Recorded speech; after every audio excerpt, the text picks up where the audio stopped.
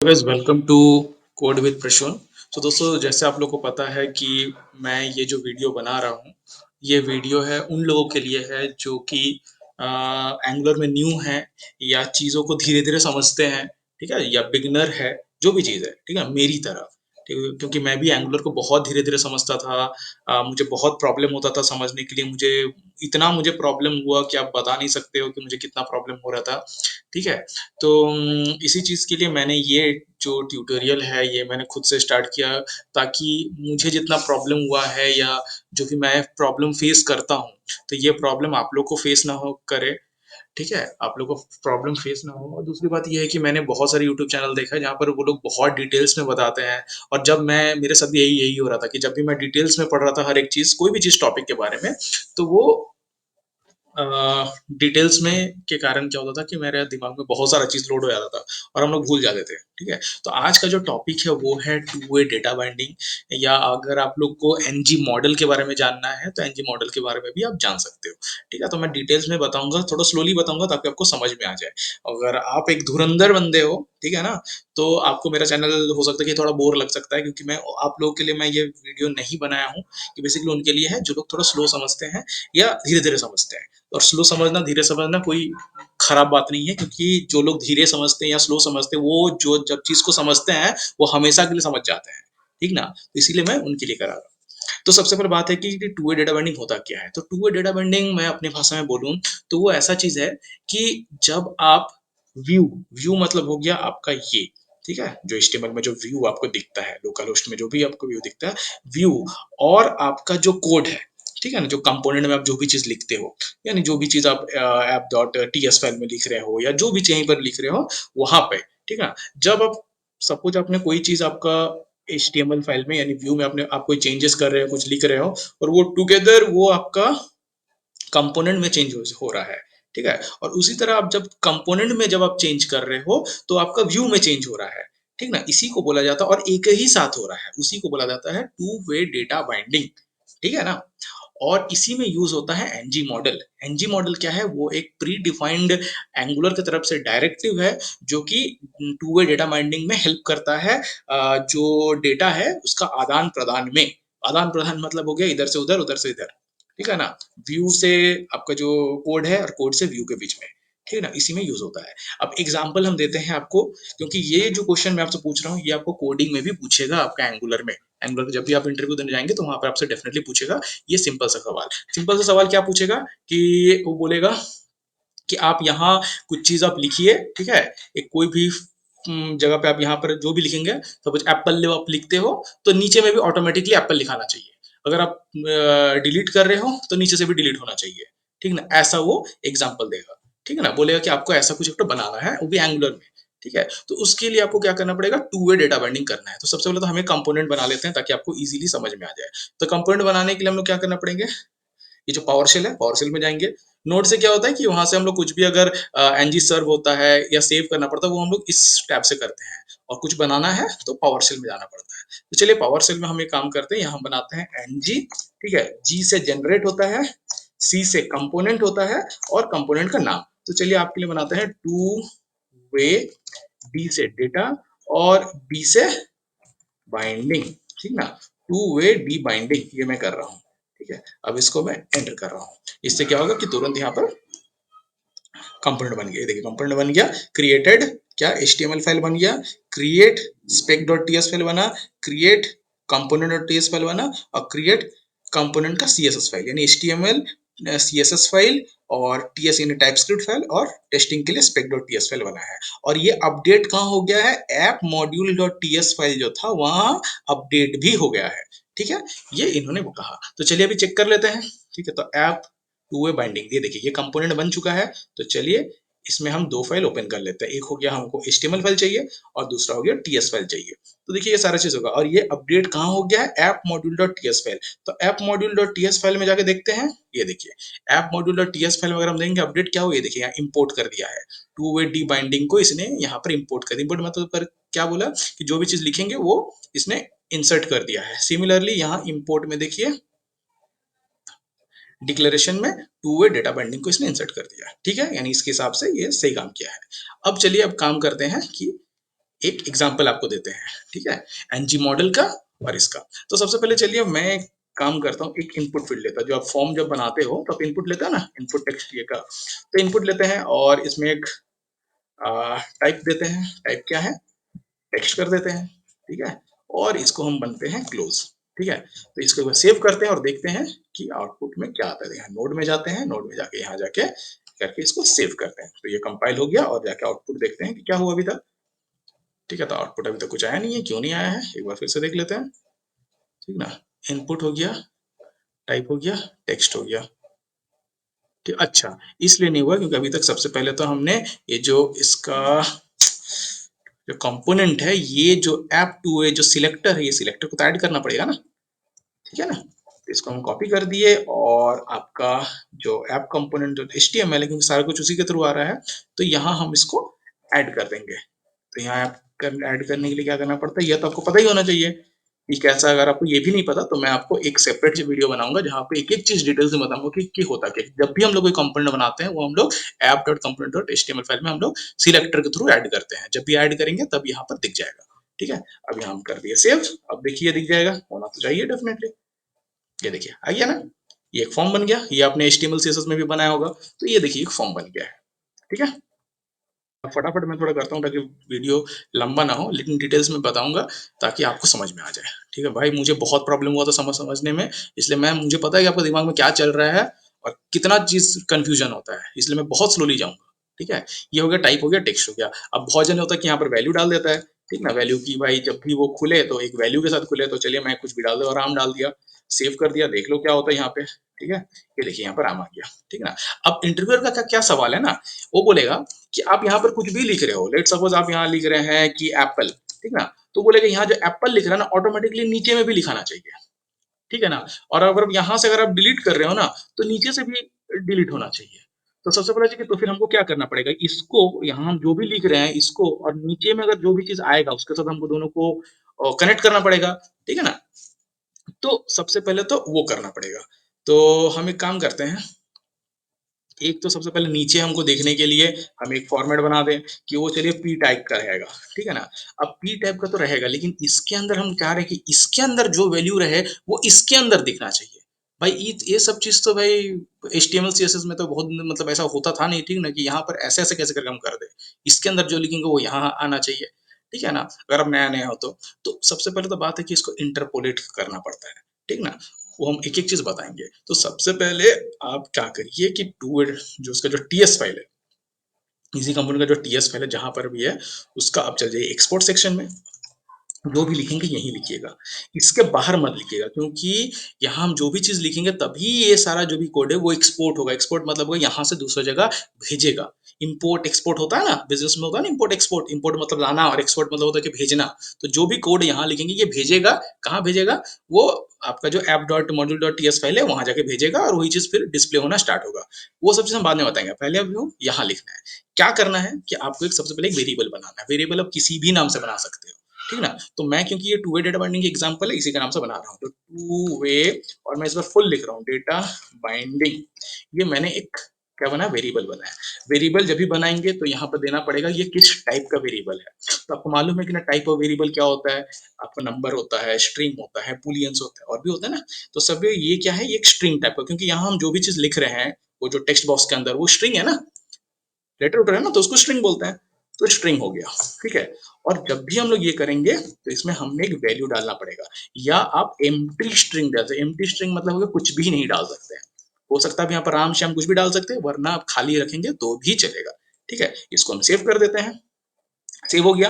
अब हो गया कि इसको यहाँ बनाएंगे, ठीक ना? अब क्या है कि यहाँ जो भी वैल्यू आएगा, यानी आपका यूजर जो भी वैल्यू दे, यूजर मतलब हम आम आदमी जो भी वेबसाइट को खोलेगा, एप्लीकेशन को खोलेगा, यानी यहाँ खोलेगा, ठीक ना? यहाँ वो जो भी वैल्यू देगा वो यहाँ आना चाहिए, यानी यहाँ का वैल्यू को हमको इनपुट करना पड़ेगा। इनपुट करके कहीं हमको डालना पड़ेगा, फिर वहां का वैल्यू को लेके हमको नीचे में जाकर डिस्प्ले करना पड़ेगा। करेक्ट? हाँ कि नहीं? यहाँ का वैल्यू जो भी आएगा वो हमको रिसीव करेंगे। ये जो इनपुट में जो भी वैल्यू आ रहा है, ठीक ना, वो वहां से आ रहा है, ठीक है? और आने के बाद हमको कहीं पर स्टोर करके फिर हमको यहाँ डिस्प्ले करना पड़ेगा। ठीक ना? ऐसे हम डायरेक्टली यहाँ से नहीं आ सकते ना, तो यहाँ का वैल्यू जो है वो वहाँ से रिसीव करने के लिए और यहाँ डालने के लिए ये मैंने एक वेरिएबल बना दिया है, टू वे डेटा बाइंडिंग, ठीक ना? और टू वे डेटा बाइंडिंग को, जो वेरिएबल को इसके साथ कनेक्ट करने के लिए इसमें क्या करना पड़ेगा, हम एक करेंगे, यहाँ हम लोग यूज करेंगे अब एनजी मॉडल का, जो कि एक डायरेक्टिव है, ठीक है? तो एनजी मॉडल का काम क्या है, तो ये एक प्री डिफाइंड डायरेक्टिव है जो कि यूज होता है टू वे डेटा बाइंडिंग के लिए, ठीक है? जिसमें क्या होता है कि वैल्यूज का आदान प्रदान ये होता है, ठीक ना, व्यू और आपका जो भी कोड है उसके बीच में, ठीक है? अगर आपके पास प्रॉपर डेफिनेशन चाहिए, आप किसी भी साइट पे जा सकते हैं, किसी भी यूट्यूब चैनल में जा सकते हैं, लेकिन अगर आपको समझना है आराम से और उतना ही समझना है जितना आपको जरूरत है, आलतू फालतू कोई भी चीज नहीं, तो आप यहीं पर रहिए, ठीक है? तरीका क्या है एनजी मॉडल डालने का? बोला जाता है बनाना इन अ बॉक्स, बनाना इन अ बॉक्स यानी केला एक बॉक्स के अंदर। तो सबसे पहले बॉक्स बना देते हैं, ये बॉक्स बन गया और अंदर डालते हैं केला, तो हो गया केला बॉक्स के अंदर, ठीक है? और यहाँ हम लोग लिखेंगे एनजी एमओडीएल, एनजी मॉडल। आप बोलेंगे कि नहीं एनजी का स्पेलिंग हम एनजी कर देंगे ऐसा, ठीक ना, तो नहीं चलेगा, क्योंकि ये प्री डिफाइंड है, ठीक है? एंगुलर बोला है कि यही स्पेलिंग डालना पड़ेगा, एनजी स्मॉल में एम कैपिटल, तो आपको दो बार प्रैक्टिस करेंगे तो हो जाएगा। तो एनजी मॉडल से क्या हो रहा है कि हम यहाँ से जो भी डेटा आएगा वो इनपुट करेंगे और किसमें डालेंगे वो वैल्यू, वो हम डाली वैल्यू डालेंगे ये वाला जो है टू वे डेटा बाइंडिंग जो वेरिएबल बना है इसके अंदर हम वैल्यू हम डाल देंगे, ठीक है? तो इसको कॉपी करेंगे यहाँ से, ठीक है, और इसमें हम डाल देंगे, ठीक है ना? अब ये आप नहीं सोचिएगा कि भाई ये तो डबल इसके अंदर ब्रैकेट्स के अंदर है तो कुछ भी नंबर डाल देंगे, यहाँ बाइंडिंग्स के बदले हम बाइंडिंग्स डाल देंगे या कुछ भी हम डाल देंगे, ऐसा नहीं है, ठीक है? जो नाम आप यहाँ डाले हो two way data binding, same नाम, ठीक है, सेम नाम आपका यहाँ आएगा, ठीक है ना? अभी आप चीज देख रहे हैं, पूरा एरर जैसा आप दिख रहा है, ठीक है ना, देख रहे हैं ना? अभी इसको हम सेव करेंगे तो देखिए क्या क्या होगा। देखिए सेव किए तो सबसे पहले क्या बताया कि एरर आने लग गया, और क्या एरर है अगर आप पढ़ेंगे तो ठीक से, बोला type event is not assigned to type string, ठीक है? और यहाँ देखिए कांट बाइंड एनजी मॉडल, ये है मेन एरर कि can't bind NG model since it is unknown property of input, बोल रहा कि ये एक अननोन प्रॉपर्टी है। तो एनजी मॉडल को सबसे पहले, ये तो एंगुलर का एक लाइब्रेरी में है, ठीक ना, उसको एंगुलर में हमको इंपोर्ट करना पड़ेगा, मतलब वहां से हमको इसका जो फीचर विचर जो भी है उसको लाना पड़ेगा। उसके लिए क्या करना पड़ेगा, हमको जाना होगा NG module dot T S file, ठीक ना? यहाँ आपको मालूम है कि दुनिया का हर चीज को हम लोग एंगुलर में जो भी यूज करते हैं हम लोग यहाँ पर हम लोग इम्पोर्ट करते हैं, ठीक है, मालूम है? तो यहीं आके हम यहाँ करेंगे, इंपोर्ट करेंगे, ठीक है ना? और इंपोर्ट कैसे करेंगे यहाँ पर, तो यहाँ हम जाएंगे इंपोर्ट पे, यहाँ लिखेंगे हम लोग इंपोर्ट, ये पता है ऊपर में भी सारा तरीका सब एक ही तरीके से है, ये देखिए सब इंपोर्ट एक ही तरीका है। और ये हम लोग क्या करेंगे, फॉर्म्स मॉड्यूल को इंपोर्ट करेंगे। अब आप बोलेंगे कि एनजी मॉडल और फॉर्म्स में क्या रिलेशन है, तो भाई एन फॉर्म्स मॉडल के अंदर में एनजी मॉडल आता है, इसीलिए जो जिसके अंदर आता है, जैसा होता है ना कि ना बच्चे के बाप के अंदर बच्चा आता है ना, उसका बाप को ही बुलाएंगे ना, तो उसी तरीके से उसका बाप का नाम है कि फॉर्म मॉडल, ठीक है ना? तो ये चीज आपको याद रखना है, forms, M O D U L E, forms model. अब ऐसा नहीं है कि इसमें फॉर्म्स की स्पेलिंग एफ ओ आर है तो यहाँ पर हम स्मॉल एफ कर देंगे, ऐसा नहीं चलेगा। जो उसका नाम है फॉर्म्स मॉडल मॉड्यूल ये लिखना पड़ेगा, ठीक है? और उसको कहाँ से इंपोर्ट करेंगे, किधर से बोलेंगे, अपने घर से नहीं, जो इसका नाम है वहीं से, ठीक है? तो ये हमारा जो होता है ये है हमारा एंगुलर के अंदर, ठीक है? तो एट द रेट एंगुलर लिखेंगे, N G U L R Angular, ठीक है ना? उसके बाद डालेंगे स्लैश, और किसके अंदर रहता है वो फॉर्म्स के अंदर रहता है। आप एफ ओ दबाएंगे तो F O R M S आ जाएगा ऑटोमेटिकली, इसमें आप कोई भी स्पेलिंग चेंजेस नहीं कर सकते हैं, ऑटोमेटिकली आपका जो बिल्डर है, यानी आपका जो ये जो आपका सॉफ्टवेयर है, ये आपको ऑटोमेटिकली आपको बता देगा, ठीक ना? एक ए डाल दिए, और साथ ही अभी देखिए इसका कलर देखिए, इसका कलर देखिए, देख रहे हैं इसका थोड़ा डिफरेंस है ना कलर, क्यों डिफरेंट है, क्योंकि आपने इसको इंपोर्ट नहीं किया है, ठीक है? इंपोर्ट कहाँ करना है, यहाँ पर भी इंपोर्ट करना है, तो यहाँ हम क्या इंपोर्ट करेंगे, एफ ओ, क्या इंपोर्ट करेंगे, ये देखिए ये वाला जो है इसी को इंपोर्ट करना है, जो फॉर्म्स मॉड्यूल है इसी को इंपोर्ट करना है, सेम स्पेलिंग, देख रहे हैं आप, देखिए ऑटोमेटिक आ रहा है ना फॉर्म्स मॉड्यूल, यहाँ पे क्यों आ रहा है, क्योंकि आप वहां पे डाल दिए हो ना, इसीलिए। तो ये हम फॉर्म्स मॉड्यूल लगा के यहाँ कॉमा डाल दें, क्योंकि ये एक एरे है, देखिए देख रहे हो ना, यहाँ ब्रैकेट है, यहाँ ब्रैकेट है, कॉमा कॉमा का डाल पे हम डाल रहे हैं, तो फॉर्म्स मॉड्यूल के अंदर डालेंगे।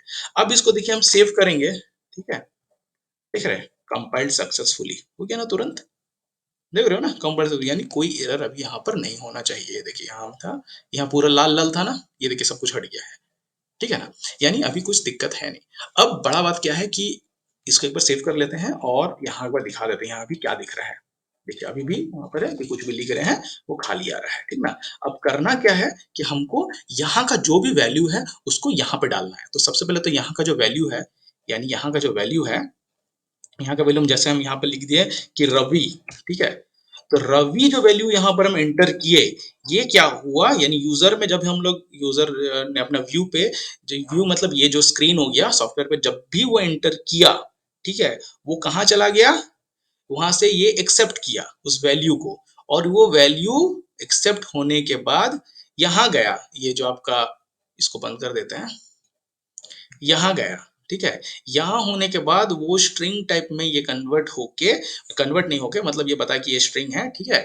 और इस वैल्यू को वो डिस्प्ले करेगा इसके अंदर, समझ रहे हो ना? तो इसके अंदर कनेक्ट करना होगा। तो कनेक्ट करने के लिए बोला जाता है एंगुलर का लैंग्वेज में इंटरपोलेशन। क्या बोला जाता है, इंटरपोलेशन, याद रखिएगा, ठीक है ना? ऐसा नहीं कि ना कनेक्ट होता है इसके साथ हम उसको जोड़ दिए, इसके साथ इसका वैल्यू अंदर डाल दिया, ऐसा नहीं, आपको इंटरपोलेट बोलना पड़ेगा तभी आपको इंटरव्यू समझेगा। तो उसका तरीका क्या होता है इसका वैल्यू यहाँ डालने के लिए, ये देखिए, ये एक सिंगल ब्रेसेस, उसके अंदर फिर ये जो करली ब्रेसेस दो दो करके ऐसा डालना है, और इसके अंदर क्या वैल्यू डालेंगे बताइए, ये वाला जो वैल्यू आया है, ठीक है ना? देख रहे, ये वाला जो वैल्यू है इसी को कॉपी करिए और इसको लेके इसके अंदर आप डालिए, समझ रहे ना? ये वैल्यू कौन सा वैल्यू है, यही वैल्यू है जो आप यहाँ लिखे हैं, ठीक है ना? टू वे डेटा बाइंडिंग, वही वैल्यू आपने यहाँ डाला और वही वैल्यू आप यहाँ पर डालें। अभी क्या होगा कि जो भी वैल्यू आप वहां लिख रहे हो या इसके अंदर आप जो भी वैल्यू लिख रहे हो वो यहाँ आ रहा है, ठीक ना? इसको हम सेव करते हैं और ये देखिए यहाँ अभी हम लिखेंगे थैंक यू, आ गया। यहाँ से हम कर रहे हैं डिलीट, देखिए डिलीट हो रहा है, कुछ भी लिख रहे हैं आ रहा है, ठीक है? तो ये वही है।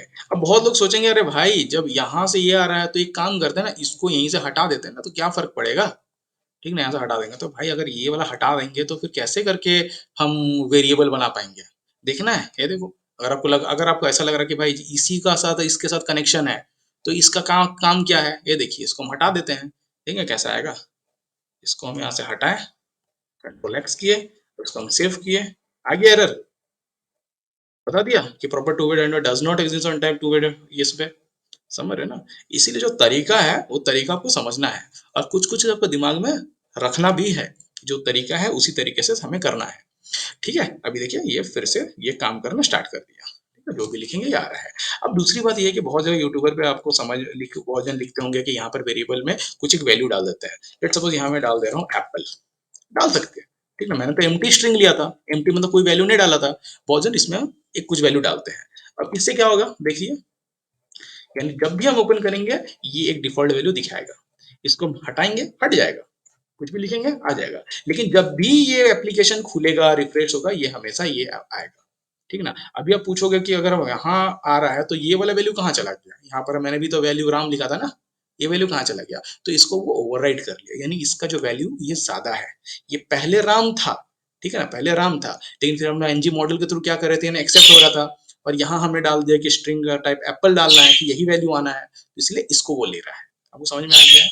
अब बात है कि ना प्रैक्टिकल यूज यहाँ कहाँ है। प्रैक्टिकल यूज बहुत जगह होता है, जहाँ आप एप्लीकेशन बनाएंगे वहां पर क्या होता है कि ना डेटा बड़े एप्लीकेशन होते हैं, वहां पर क्या होता है कि यूजर को बोला जाता है, यानी हम और आपको ऐसा एप्लीकेशन बुलाता है अमेजन फ्लिपकार्ट में, ठीक ना, कि आप जो भी चीज यहाँ आप लिख रहे हो वो चीज आपको नीचे भी दिखते रहता है, ठीक है ना? तो उसी चीज के लिए ये रहता है, ठीक है ना? तो ये एक एग्जाम्पल हो गया आपको टू वे डेटा बाइंडिंग का और आपको एनजी मॉडल का, ठीक है? समझ में आ गया है गाइस? तो इसको लाइक करिएगा, शेयर करिएगा, सब्सक्राइब करिएगा, और मेरे नेक्स्ट वीडियो को देखिए। मैं आप ही के लिए वीडियो बना रहा हूँ, ये मैं वो धुरंधर लोगों के लिए वीडियो में नहीं बना रहा हूँ जो थोड़ा धीरे समझते हैं और अच्छे से समझना चाहते हैं, बेसिकली मैं उन्हीं के लिए बना रहा हूँ, क्योंकि मैं भी आप ही की तरह हूँ, ठीक है ना?